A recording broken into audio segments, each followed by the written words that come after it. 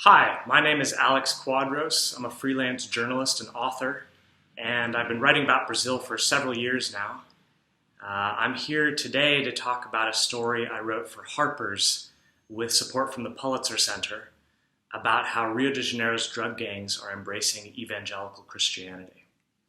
Now, as background, Brazil is in the midst of a truly massive religious transformation.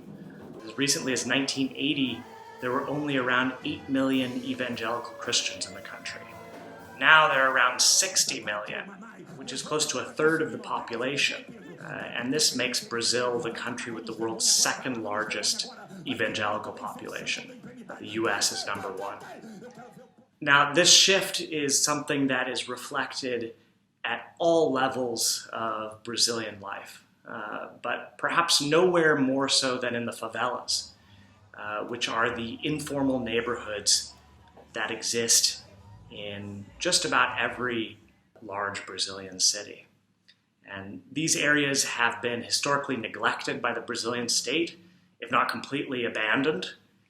And drug gangs have moved in to fill the vacuum and often act as almost as state actors in these territories.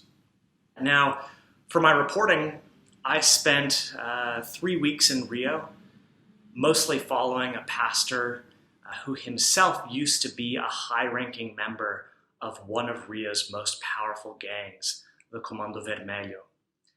And he took me to favelas across the city, and I sat in on services. I spoke to gang members, current and former, about why they had chosen to embrace evangelical Christianity.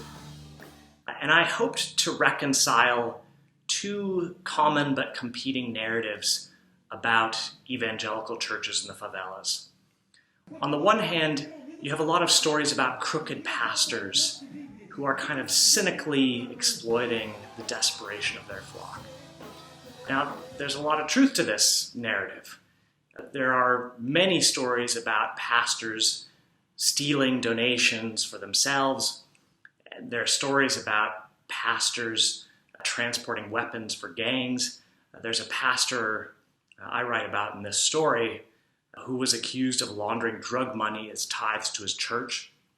So there's definitely an element of truth to this narrative. On the other hand, though, there are a lot of stories of redemption.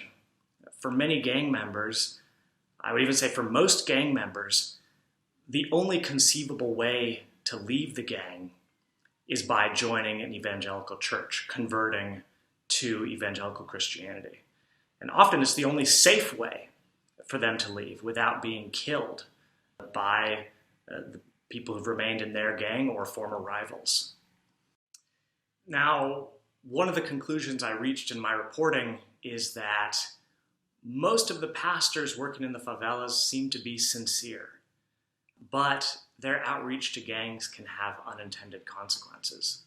Probably the worst example of this is that some gangs that have embraced evangelical Christianity have been waging a kind of holy war against the practitioners of Afro-Brazilian syncretic faiths.